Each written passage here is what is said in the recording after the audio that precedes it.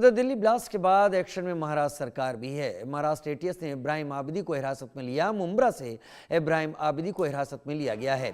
आतंकियों से संभावित संबंधों की सूचना के बाद एक कार्रवाई की गई। आबिदी के घर से मोबाइल और लैपटॉप को जब्त कर लिया गया। इब्राहिम आबिदी कितना जानता है, इब्राहिम आबिदी के पास और क्या क्या जानकारी है, ज़्यादा बेहतर महाराष्ट्र की एंटी टेरर यूनिट ही जानती होगी। लेकिन जो कुछ भी घर से इलेक्ट्रॉनिक एविडेंसेस मिल सकते थे, शुरुआती जांच के लिए उन्हें जब्त कर लिया गया है।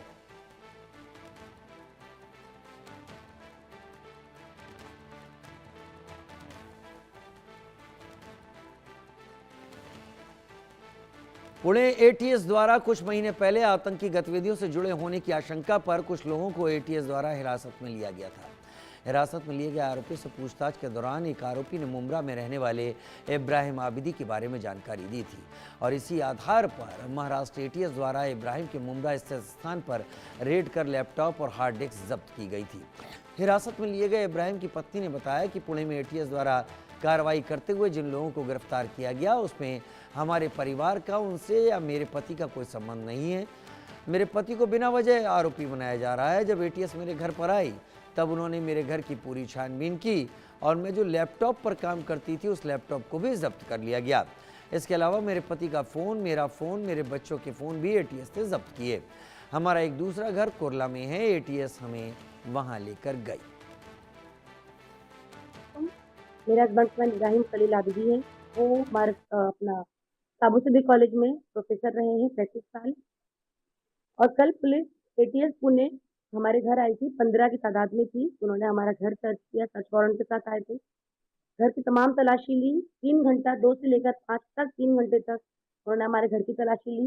इस दौरान मेरे बच्चे और मैं बहुत डिस्टर्ब हुए। मेरे छोटे बच्चे हैं, मैं घर में रहती हूँ, अकेली हूँ, मैं मेरे हस्बैंड के साथ रहती हूँ। बहुत डिस्टर्बेंस क्रिएट हुआ हमारे घर में। उन्होंने सारा सामान उलट पलट किया, चीजें देखी किया। उनको कुछ मिला नहीं, सिर्फ उन्होंने हार्ड डिस्क हमारा लिया कंप्यूटर का और मेरा फोन, बच्चों का फोन और मेरे हस्बैंड का फोन साथ में लेके गए। और कुर्ला में मेरे हस्बैंड का दूसरा घर है, तो वो उस घर में भी बोले हम तलाशी लेंगे। उस घर की तलाशी ली और उसके बाद वो कुर्ला पुलिस स्टेशन में उनको लेके चले गए अपने साथ। फिर से बुलाया गया उनको, अभी 11 बजे 12 बजे के करीब उनको वापस से बुलाया गया है। और पुणे भी बुलाएंगे वो लोग 1 या 2 दिन में, जब उनको बुलाना होगा। तो अलकायदा, आतंकवाद, इस सब से हमारा कोई कनेक्शन नहीं है। अलकायदा तो है ही नहीं, पहली बार जबरदस्ती का खड़ा किया हुआ है। ये सब कोई कुछ है ही नहीं। ये तमाम को जो सपोर्ट मिलता है ना, ये सब ये अमेरिका से मिलता है। और गवर्नमेंट सपोर्ट करेगी तो खड़ी होगी ये सारी तंजीमें। और हमारे से कोई कनेक्शन नहीं हो सकता। हम तो भोले भाले लोग हैं भाई, हमको क्या उससे लेन देन। हम तो सिर्फ और सिर्फ अल्लाह और रसूल की बातें लोगों को बता रहे हैं बस। कुरान को हम लोगों में तबलीग कर रहे हैं। जब कल मेरे हस्बैंड को वो लेके गए, मेरा कोई कांटेक्ट नहीं हुआ, तो मैंने फिर कंप्लेन लेटर डाला। बड़ी खबर का रुख कर लेते हैं। इस वक्त प्रधानमंत्री नरेंद्र मोदी लोकनायक